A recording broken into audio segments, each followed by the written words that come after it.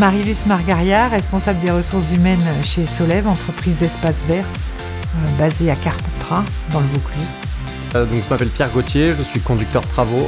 Je suis donc amené à manager et encadrer des équipes au quotidien et donc avec des échanges, on va dire, très réguliers avec toutes les équipes que j'encadre.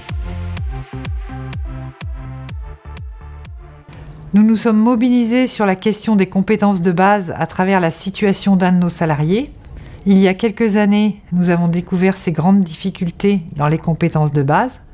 Nous l'avons accompagné avec la bienveillance du groupe et des formations.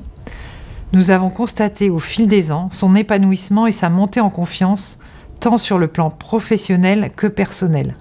D'où une prise de conscience collective de l'existence de difficultés diverses en lecture, écriture et numératie, et une volonté d'accompagner ses salariés. Mais comment leur en parler? Que leur proposer?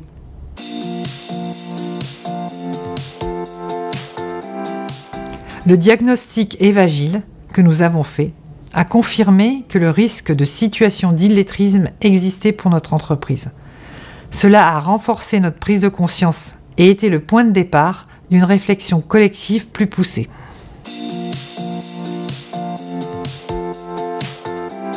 Pour mobiliser à l'interne sur le sujet, nous avons dès le départ travaillé avec l'encadrement et le CSE. Nous avons commencé par identifier les difficultés rencontrées au quotidien. Pour nous, pour l'activité, ce qui est essentiel, c'est d'accompagner les salariés dans le développement de ces compétences de base, dans une perspective de montée en autonomie des salariés et une amélioration de la circulation de l'information dans l'entreprise.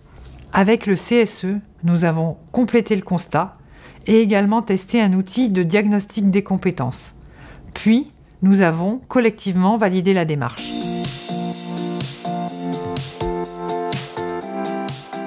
C'est la bienveillance qui est à la base de cette approche, avec la volonté d'accompagner tous les salariés dans le développement de leurs compétences.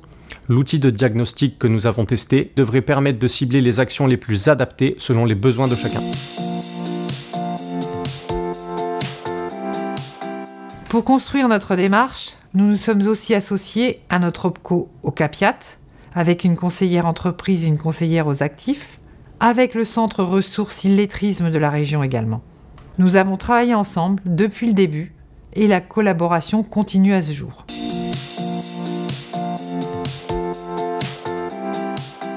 Aujourd'hui, nous avons choisi un outil et une procédure pour réaliser des diagnostics de compétences de base auprès de salariés pour évaluer leurs besoins.